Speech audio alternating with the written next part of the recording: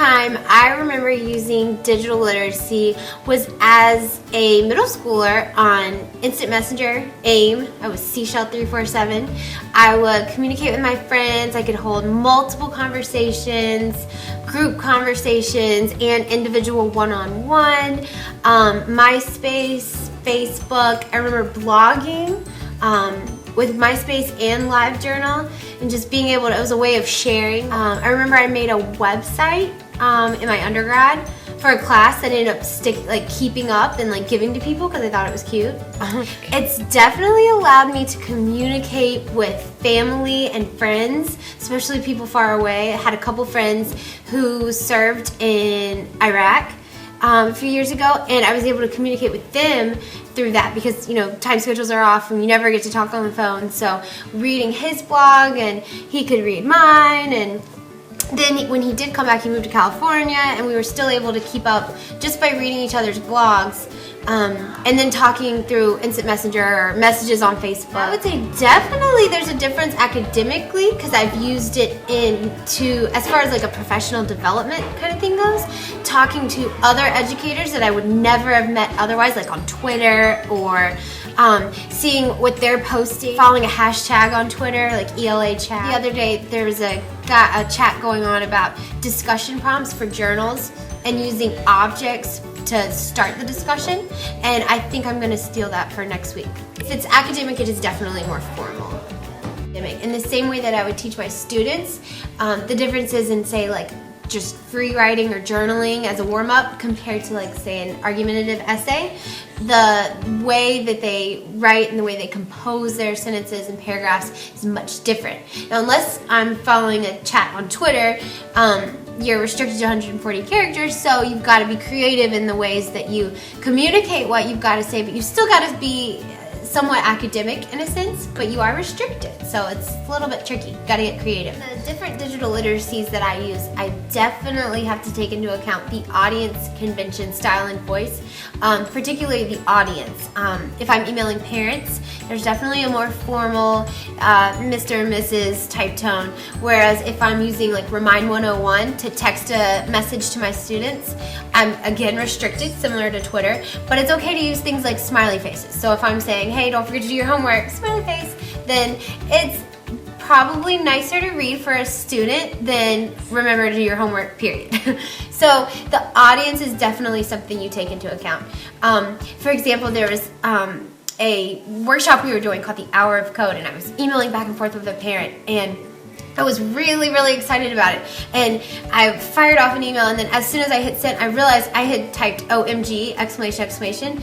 And that's not typically the style of writing I would use in a parent email. However, I was really excited about it, and the parent ended up understanding, and he was fine with it, and he was just as excited too. So sometimes using what might seem atypical for a parent email can actually convey how excited you are about something, especially when things like email and a lot of digital literacies lack tone. So sometimes using things in digital literacies like smiley faces or other emoticons and exclamations can help to convey a tone that's sometimes lost in different digital literacies. I would just say, last year you spearheaded the effort of getting digital portfolios onto Gaggle. What was the question? And so it's kind of a two-way street. You're teaching two different things, and we're moving towards a Weebly portfolio. Last year we took on a Gaggle portfolio, and it had its challenges. One of the main challenges was that once the students learned how to read the program and they were kind of on a roll with posting stuff and writing stuff, it was going well. It was actually teaching teachers and adults how to read that program, and they would get frustrated, and there was a disconnect. And we think Weebly's going to work a lot better. To start a ePals where we communicate with children in other countries digitally through written media. whether it's emails or postings on a website or blogs, just keeping them up to date about what's going on in our classroom. Skype, although that's not written, they will have to be able to navigate a certain program and read the program. Digital literacies definitely engage you much more, I think, than traditional literacies. There's something very personal and private about taking an iPad or taking a computer screen, and it's just you and the screen and whoever's behind the words that are coming up or the video that's coming up. It's just you and that person or people. There's nothing in front of you and the screen. It's very direct, and you almost feel connected to it, like what's flowing out of your fingers onto the keyboard or the tablet is going right onto the screen. Everything else is kind of blocked out. Whereas traditional literacies, pen and paper, it's a little bit more messy and just old-fashioned, it seems like. You can still erase and clean up, but it's just quicker and neater, and you can get what you need to say out really quickly without having to fumble around and erase it and then rewrite it or sharpen your pencil.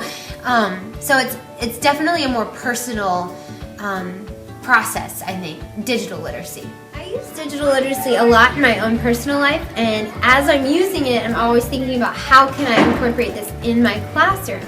And obviously a lot of digital literacy like Facebook, Twitter is blocked with our school with CMS, so I can't use that. However, there are a lot of things I can use digitally in my own classroom.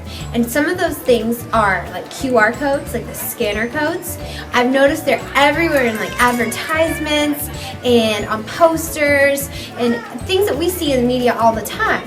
Well, I thought, okay, I could have my kids have that all around the room, and they could scan those for journal prompts, for essay prompts. Most recently, I used them for research kind of jump-off points. I found reputable websites that I knew had a lot of good information on it for each topic that kids were writing argumentative essays on, and they would go around and they would scan each one under the label of the argumentative essay topic that they were interested in. Although Twitter's blocked, we do practice trying to keep everything in one concise tweet in 140 characters. We'll talk about how characters could tweet, and I'll have them write tweets for characters as warm-ups. The first time I ever saw a QR code, I was in Sephora, and it was on a makeup palette. That was like a benefit makeup palette, and it had it in the corner, and I was like, what is that? I didn't know what it was. After asking a friend and I heard about it, realized that it's used to, scan stuff, and I thought it was so cool. Well, in school, this was last year, we had a tech facilitator guy from CMS come, and he just happened to be here. He was working on some other things, and I asked him, and he not only taught me a little bit more about QR codes and showed me how to use them in my classroom, but he also showed me real quick shortcuts and how to make them, and how you just type into any web address, .qr, and you come up with this little bit.ly, and it's this super short address. And so that helped a lot, talking to him and taking what I saw at the mall in Sephora into my classroom. So, yeah.